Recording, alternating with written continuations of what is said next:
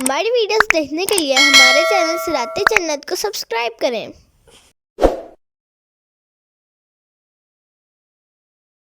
إنما النجوى من الشيطان ليحزن الذين آمنوا وليس بضارهم شيئا إلا بإذن الله وعلى الله فليتوكل المؤمنون۔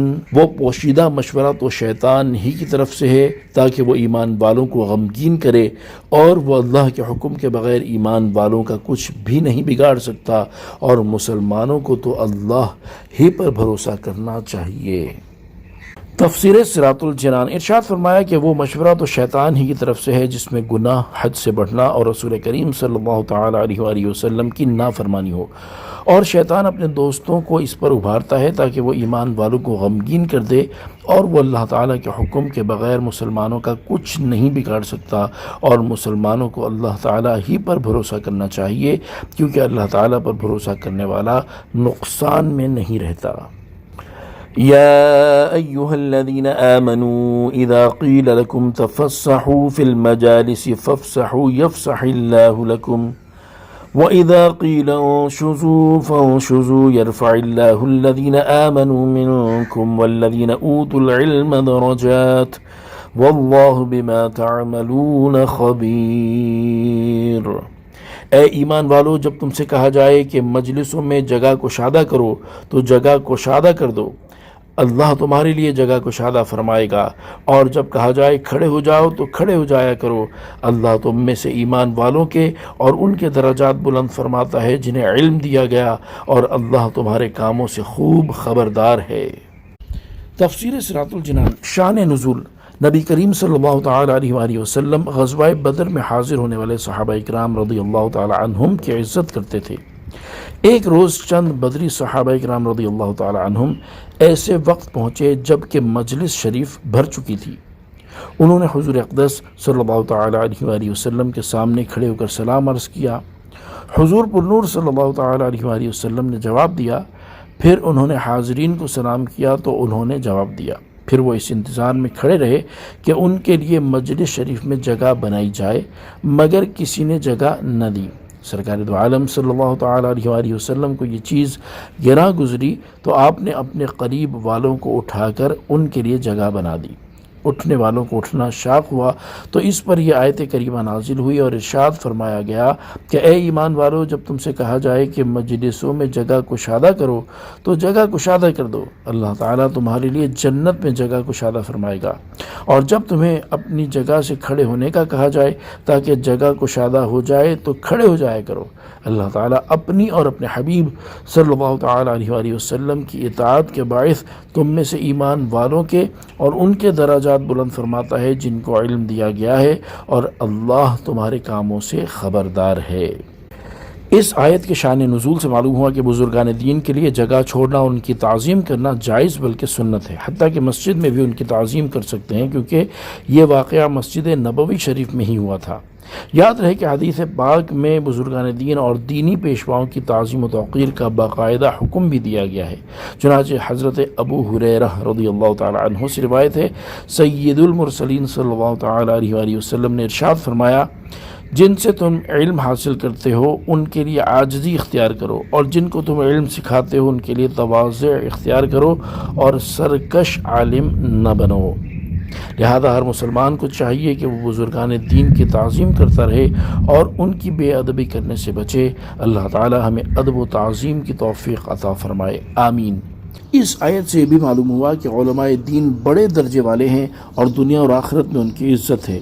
جب اللہ تعالیٰ نے ان کے درجات کی بلندی کا وعدہ کیا ہے تو انہیں اس کے فضل و کرم سے دنیا اور آخرت میں عزت ضرور ملے گی۔ حضرت حسن بصری رضی اللہ تعالیٰ عنہ فرماتے ہیں، حضرت عبداللہ بن مسعود رضی اللہ تعالیٰ عنہ نے اسی آیت کی تلاوت کرنے کے بعد فرمایا، اے لوگوں، اس آیت کو سمجھو اور علم حاصل کرنے کی طرف راغب ہو جاؤ، کیونکہ اللہ تعالیٰ ارشاد فرماتا ہے کہ وہ مومن عالم کو اس مومن سے بلند درجات عطا فرمائے گا جو عالم نہیں ہے۔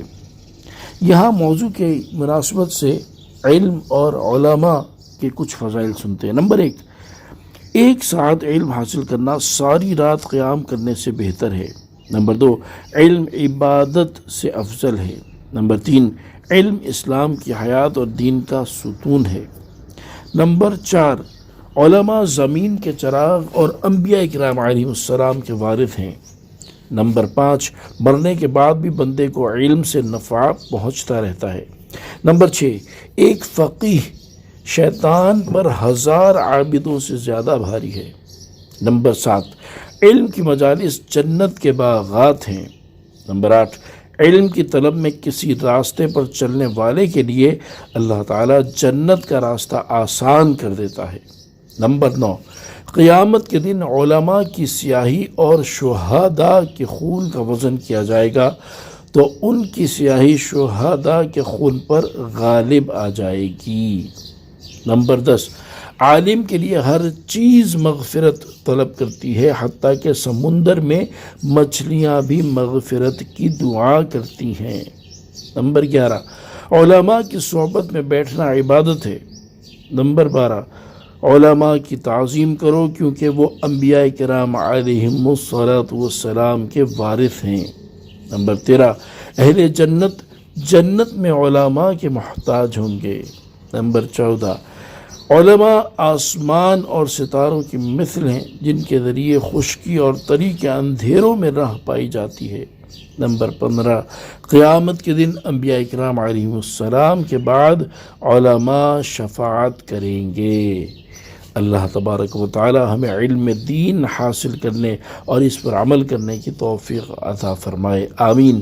نوٹ: علم اور علماء کرام کے فضائل وغیرہ سے متعلق مزید معلومات حاصل کرنے کے لیے مفتی قاسم صاحب کی کتاب علم اور علماء کی فضیلت کا مطالعہ فرمائیں۔ اس آیت سے معلوم ہوا کہ ایک مسلمان کا اپنے دوسرے مسلمان بھائی کی تعظیم کرنا اللہ تعالیٰ کو بہت پیارا ہے، کیونکہ اس پر اللہ تعالیٰ نے اجر و ثواب کا وعدہ فرمایا ہے، لہذا مسلمانوں کو چاہیے کہ ایک دوسرے کی تعظیم کیا کریں۔ حضرت ابو موسیٰ اشعری رضی اللہ تعالی عنہ سے روایت ہے، نبی اکرم صلی اللہ تعالی علیہ وآلہ وسلم نے ارشاد فرمایا، بوڑھے مسلمان کی تعظیم کرنا اور اس حامل قرآن کی تعظیم کرنا جو قرآن میں غلو نہ کرے اور اس کے احکام پر عمل کرے، اور عادل سلطان کی تعظیم کرنا اللہ تعالیٰ کی تعظیم کرنے میں داخل ہے۔